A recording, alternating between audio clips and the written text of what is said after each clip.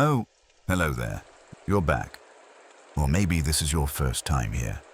Either way, welcome.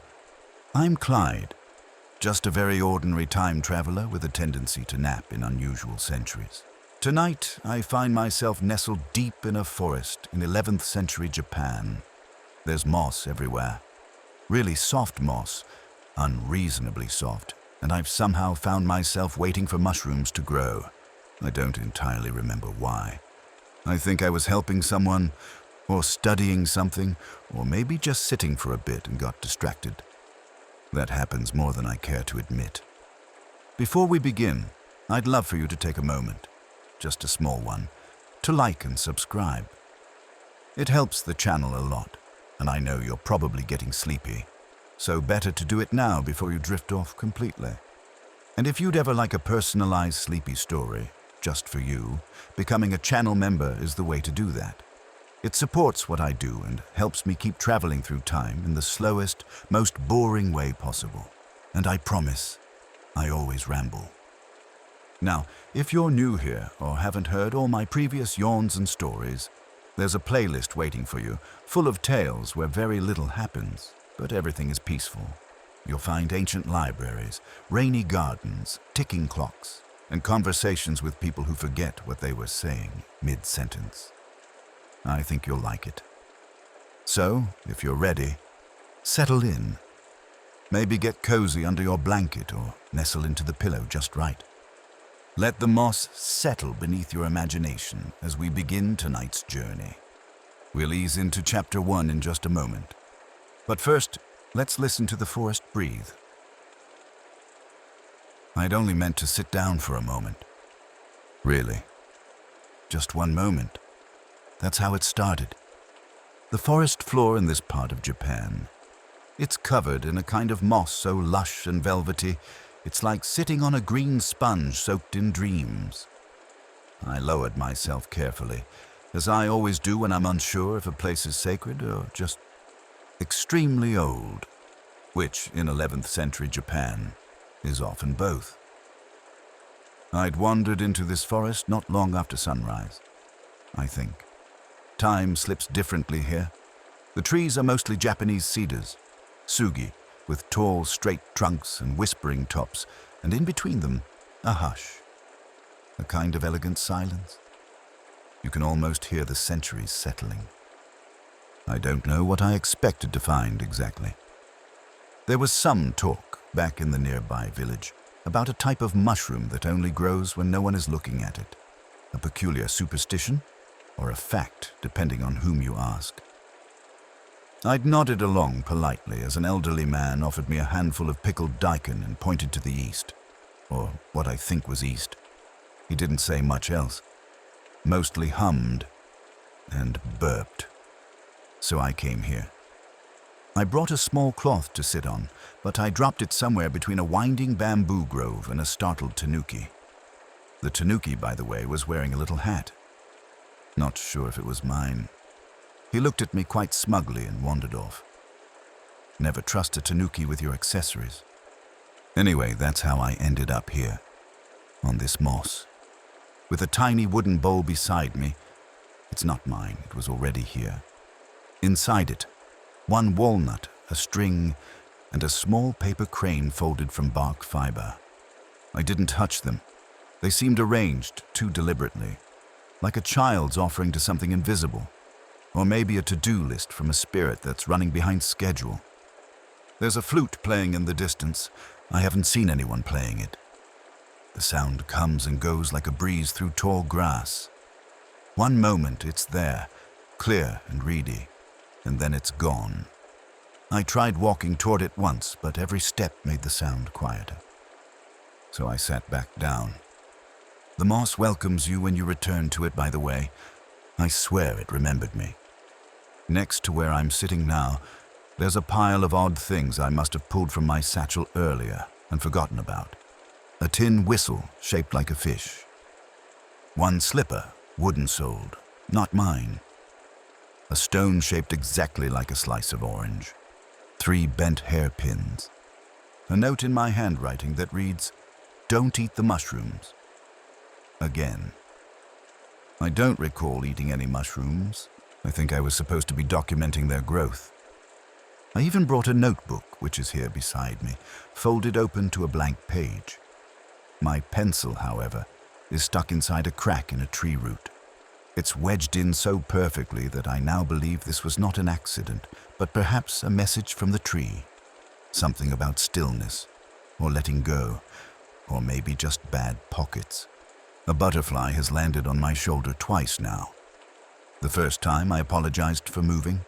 The second time, it landed and stayed longer, as if to say, "I'll give you one more chance to be interesting." It has since left. I'm not sure how long I've been here, but I feel no rush. In fact, if the mushrooms have started to grow, I wouldn't know, because I've been very careful not to look. The turtle was already there when I noticed him, which was strange, because I'd been staring in his direction for quite some time, watching the light change as it filtered through a lacework of cedar branches above. But now, there he was, as if he'd been gently poured into existence like tea into a cup. He wasn't a large turtle, not ancient, not young, somewhere in between. The kind of turtle who's seen a few centuries and has decided he's not particularly impressed. His shell had a pattern that looked like a map of rivers, and his eyes blinked one at a time, which made every glance feel personal. Naturally, I said hello. He said nothing, but then slowly turned his head and gave me what I can only describe as a judgmental squint, as if to say, "Still waiting for mushrooms, are we?" I asked him if he lived nearby. He blinked again. It occurred to me that I may have startled him, or perhaps insulted him. You can never tell with turtles. I once met one in 17th century France who ran a chess club out of a hollow log. He was very competitive and deeply offended if you offered him lettuce during a match. This turtle, though, seemed less uptight. After a few moments, he inched toward a low patch of moss beside me, gave a heavy sigh, at least I think it was a sigh, and settled in as if we were to be companions for a while. I offered him a dried persimmon I found in my satchel. He did not decline, nor did he accept. We sat in silence. It was a good silence, the kind you only find in forests or libraries built by monks. Above us, I noticed a tree with small paper charms tied to its branches. Gohei, strips of white wash-eye folded in a zigzag pattern, fluttering slightly even without wind. I wondered who had left them. Prayers for health? Good harvest? Or maybe someone had simply asked the tree to protect a sleeping traveler and an indecisive turtle. Next to the turtle, I laid out some of my things again, this time for inventory. It's important to keep track when time traveling, especially in places where forgetting seems easier than remembering. I had a wooden comb with one missing tooth, a pouch of river pebbles. Why I collect these, I don't know. One glove, but no memory of the other. A folded page from an old Japanese poem anthology with the line, "Even the cicadas sing of forgetting." I read it aloud. The turtle blinked. I took that as approval. There was also a long bamboo stalk leaning nearby. I have no idea how it got there, but I leaned it against a tree like I meant to. Sometimes confidence is all it takes to look like you belong. Somewhere deeper in the woods, the flute began again. This time, it played a longer note. The turtle slowly turned his head in that direction. I asked if he wanted to investigate. He did not move. So I stayed with him a while longer. Maybe we were both waiting for the same thing, even if we didn't know what it was. After the turtle fell asleep, which, to be fair, might have just been his eyes closing for a bit, I decided to stretch my legs. Carefully, so as not to disturb the moss or the ancient spirit of napfulness that seemed to dwell here. I stepped over a root that looked like a dragon's spine and wandered just far enough to spot something wedged between two stones. It was a scroll, a small one, rolled tight and tied with a fraying thread the color of soy sauce. I picked it up gently, half expecting it to vanish like mist or burst into riddles. Instead, it smelled faintly of dried plum and old ink, which oddly made me hungry. I didn't open it right away. I've learned over time, especially in eras that favor poetry and spirits, that not everything is meant for immediate unrolling. So I tucked it into my satchel beside a folded handkerchief with an embroidered onion on it. I don't remember acquiring that, but I do admire the stitchwork. Just as I was brushing pine needles from my shoulder, a sparrow flew down and landed on a branch not far from me. She was small and round and had the energy of someone who knows everyone in the forest and gossips about none of them. She chirped once, then again, then stared. I nodded and said, "Lovely weather for a mushroom stakeout." She did not disagree. In fact, she seemed to lean in with interest, tilting her head, then hopping a little closer on the branch. I offered her a piece of the rice cracker I'd stashed in my coat. She took it, boldly, then dropped it. Not out of rudeness, I think. More like confusion. A moment later, she picked up something from the ground and flew off. It wasn't the cracker.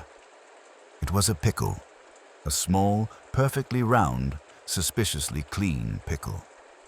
Now, I hadn't brought a pickle, and as I looked around, I spotted a strange snack tray resting on a tree stump just behind me. On it were three things: a steamed bun, a boiled egg with a little smile drawn on it, and a pickled plum with a toothpick stuck through the center like a flagpole. I blinked a few times and then checked my pulse. Not because I felt unwell, but because this sort of thing tends to happen when I'm either extremely hungry or involved in a minor haunting. I sat down by the stump. The bun was warm. The egg nodded at me. I chose not to question that. I didn't eat anything, of course. I've done that before and ended up sleepwalking through an imperial garden wearing someone else's shoes. Instead, I simply sat, hands in my lap, listening as the flute returned once again, closer this time. The tune wavered like steam from a kettle, soft and irregular, as though the musician was improvising or slowly remembering a song forgotten long ago. Then, beside the stump, I noticed one more item: a smooth stone. Not the stone. My travel stone was still in my pocket, sleeping quietly. No, this was a different stone. Rougher, painted delicately with the image of a mushroom wearing a hat. A little beret, to be precise. I picked it up and turned it over. On the bottom, written in fine brush strokes, it read, "If you forget why you came, sit longer." I read it twice, then smiled, then sat even longer. I was still sitting beside the stump, watching a line of ants carry away a bit of steamed bun with more grace than a tea ceremony, when I heard footsteps. Slow, deliberate, slippered. Out from behind a tree came a woman in lavender robes, her sleeves trailing like quiet rivers. She was not a noble woman, not quite, but there was a sort of practiced dignity in the way she held her small bundle of herbs and the way her eyebrows arched like two delicate question marks. She introduced herself, softly and without urgency, as June. Not Lady June, just June. She added that she was once the assistant to the neighbor of someone who knew a woman who had transcribed one of Lady Murasaki's shopping lists. I nodded, as if this explained everything. Jun didn't sit, but instead stood nearby, glancing at the moss as though it had once wronged her. She told me, unprompted, that she didn't trust mushrooms that appear too quickly. She preferred the patient ones, the ones that emerge like careful sentences from a careful poet. She asked what I was waiting for. I paused, opened my mouth, closed it, then said, "Mushrooms, I think." She tilted her head.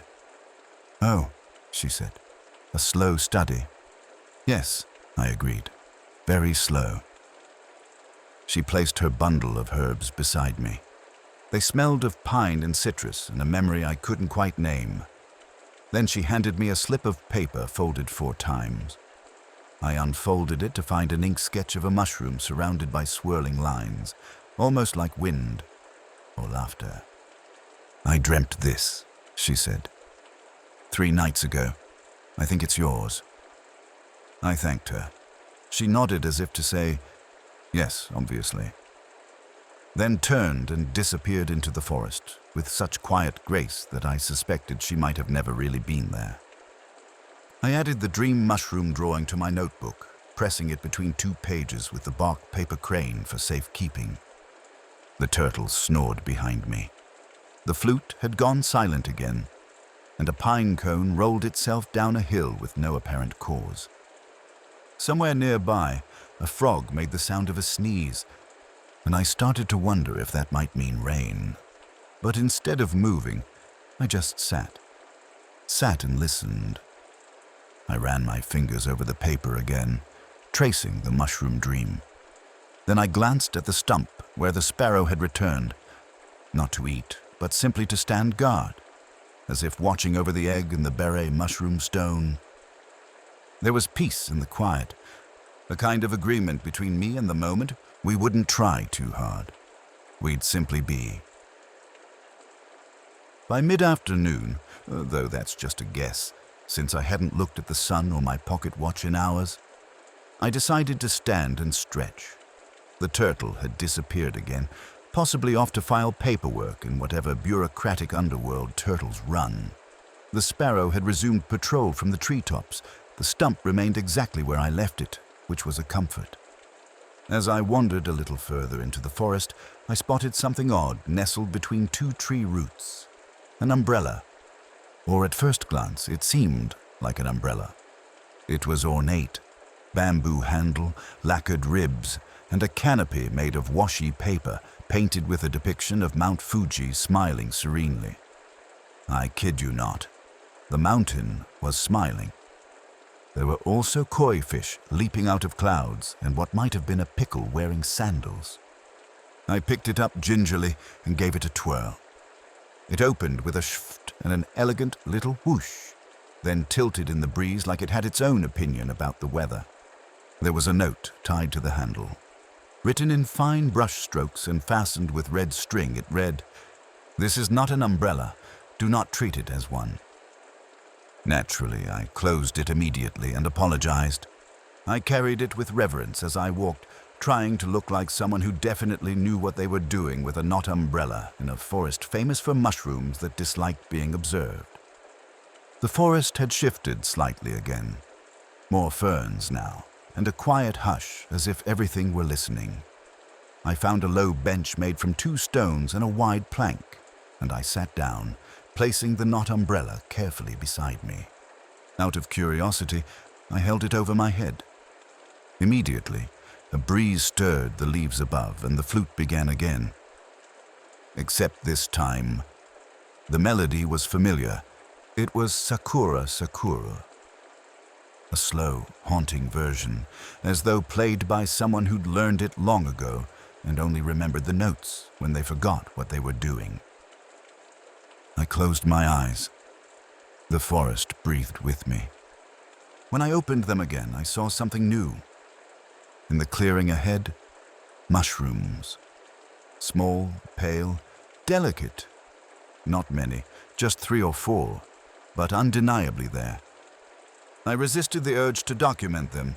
I simply looked, then looked away, then back. They hadn't moved. They hadn't disappeared, but I felt no need to record them. Not yet. Instead, I sat a while longer, gently rotating the knot umbrella in my lap, watching koi fish jump from imaginary clouds and wondering what kind of person paints a mountain with a smile and sends it off into the world with a warning. I hoped they were well.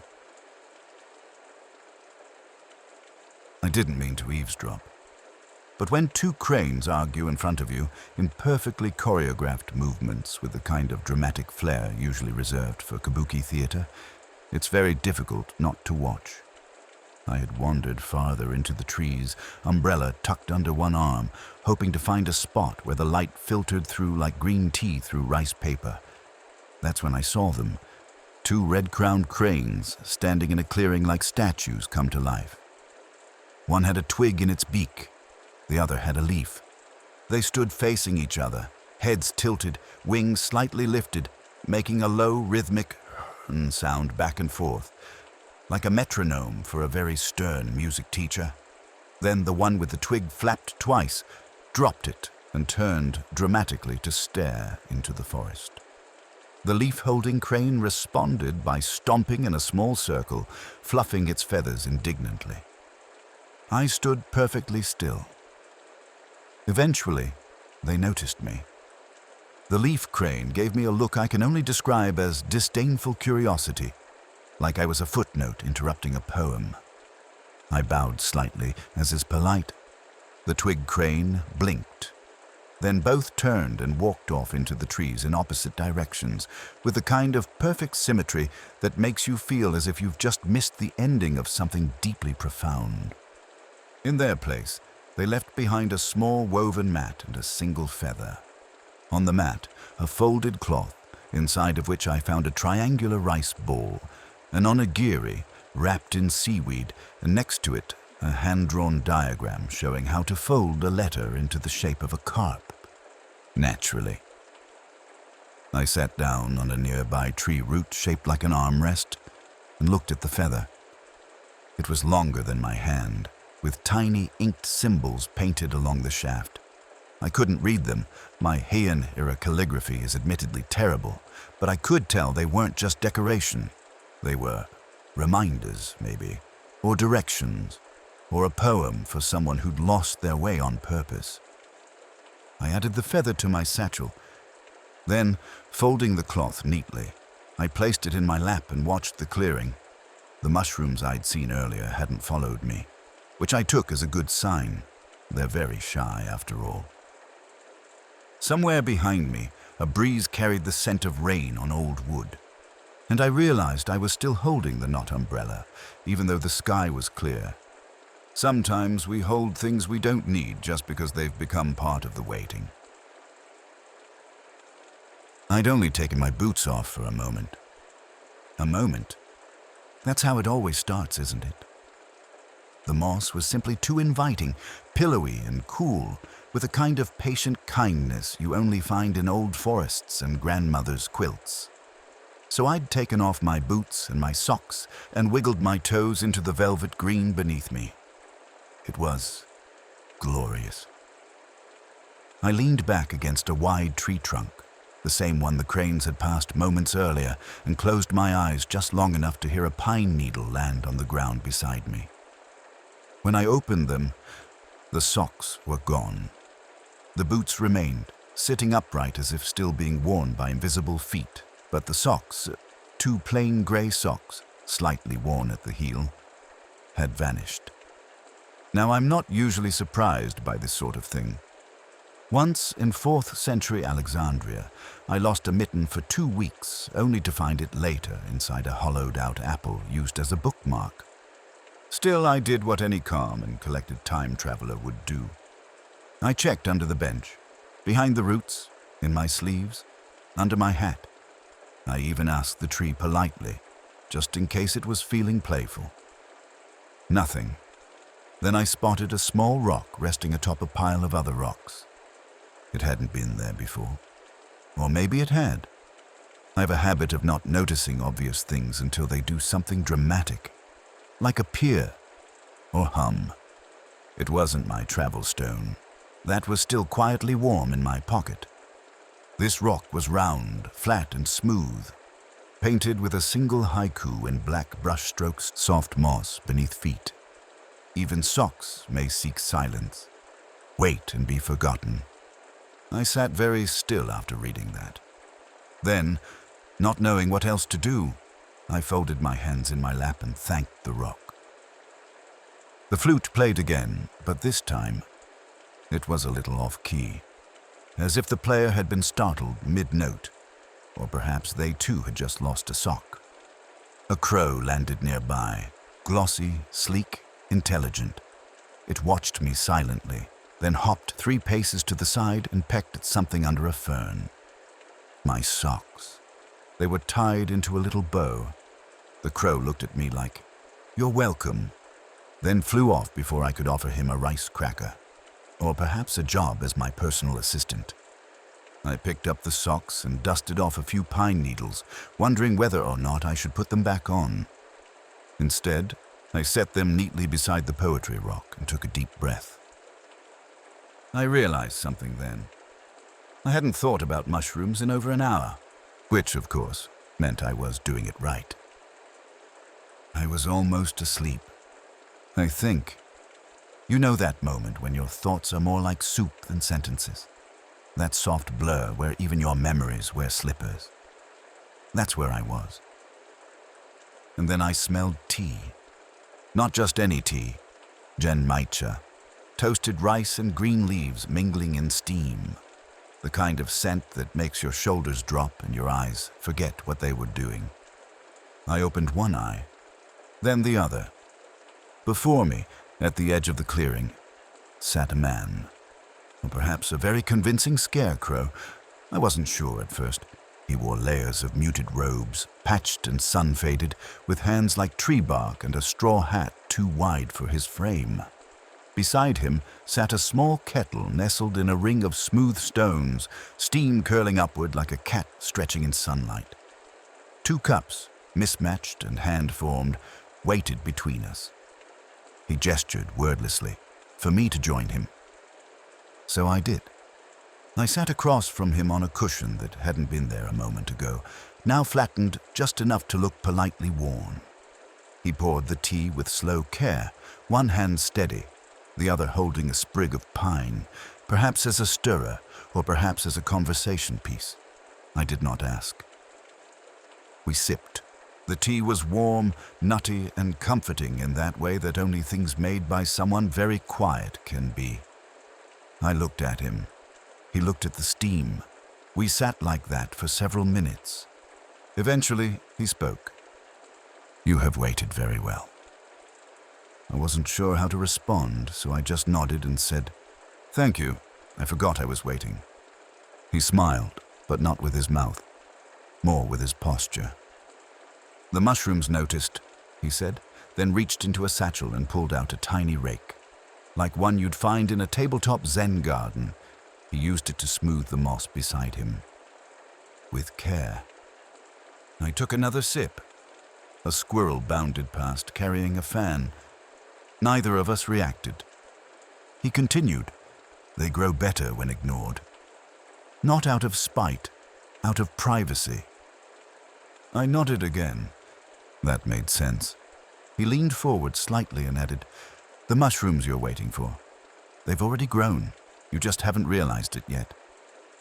Then he reached into the moss, right between us, and pulled free a single shiitake. It was perfectly formed, slightly curved, still damp with dew. He placed it on a leaf and offered it to me. I accepted it without question. "You'll know when to use it," he said, then stood, somehow without standing, and was gone. The tea kettle remained, still steaming, but the man, the rake, and the cushion had all quietly vanished. I looked down at the mushroom in my hand. It smelled faintly of cedar, silence, and something forgotten, but not lost. Around twilight, the light in the forest thickened, like syrup poured slowly over green velvet. I could feel the change more than see it. A hush settled into the roots. Even the sparrow, who had returned to a nearby branch, tilted her head as if listening for something not yet here. Rain was supposed to come. You could smell it in the air, that sweet, sharp promise of water on dry bark. The kind of scent that usually leads to sighs, sudden sprints for shelter, or lazy conversations under overhangs. But it didn't. The sky darkened slightly. A few clouds wandered overhead. A single drop landed on the leaf beside me, rolled off the edge. And that was it. The rest of the rain seemed to think better of it. I decided to take a walk before it changed its mind. I left the mossy circle behind, the tea kettle, the mushroom, the lingering warmth of the knot umbrella still nearby, and wandered a small winding path lined with stepping stones and flattened grasses. That's when I found it, a clothesline, strung between two cypress trees with 5 garments gently swaying in a breeze that wasn't quite there. A robe, a scarf, a pair of children's pants, a towel, and a single sock. Not mine. They weren't wet. Beside the clothesline sat a wooden bucket filled with clothespins, each one carved with tiny symbols, flowers, insects, musical notes. One had what looked like a loaf of bread with arms. I appreciated that. As I stood there, a breeze stirred again, and from somewhere behind me I heard laughter. Just once. Faint, like a memory told to someone else. I didn't see anyone. So I bowed politely toward the garments, just in case, and turned to go. As I did, something crinkled under my foot. A note, folded and tied with twine, resting precisely where I'd stepped. I opened it slowly, expecting another poem or maybe instructions on how to exit the forest without disturbing the local mushroom population. Instead, it read, "You have waited long enough. The mushrooms are waiting now." I folded it back up and tucked it into my sleeve. No rain came, but everything felt washed. I followed the path back toward the moss, and when I returned, the light had shifted. Warmer now, as if the forest had lit a candle just for me. The flute played once more, only a single note, and then silence. By the time I returned to the clearing, the light was golden and stretched long across the moss, reaching toward the tree trunks like it wanted to linger just a little longer. I sat down exactly where I had begun the day, though I could tell things had shifted. The paper crane had moved an inch to the left. The bowl was empty now. The fish-shaped whistle had turned to face a different direction. And the mushrooms, they were everywhere. Not in a crowded or overwhelming way, but with the gentle, unbothered certainty of something that knows it belongs. Tiny brown caps nestled among roots, pale umbrellas near fallen leaves. One perfectly round white mushroom sat directly beside my left knee as if keeping watch. I didn't reach for any of them. I just nodded slowly and said, "You're right, I wasn't ready until now." Somewhere in the distance, a frog croaked once, then sneezed again. I appreciated the consistency. I reached into my pocket and ran my fingers along the smooth stone. Still quiet. Still cool. Then, as I let out a long breath, one of those deep, full-body sighs that sounds like you're releasing the weight of 17 unspoken thoughts, it began to hum, softly. A low vibration, more felt than heard, like the distant echo of a song sung through the soles of your feet. It pulsed once, then twice, and grew just warm enough to let me know. It was time. I looked around the clearing one last time. The turtle was gone. The sparrow, asleep.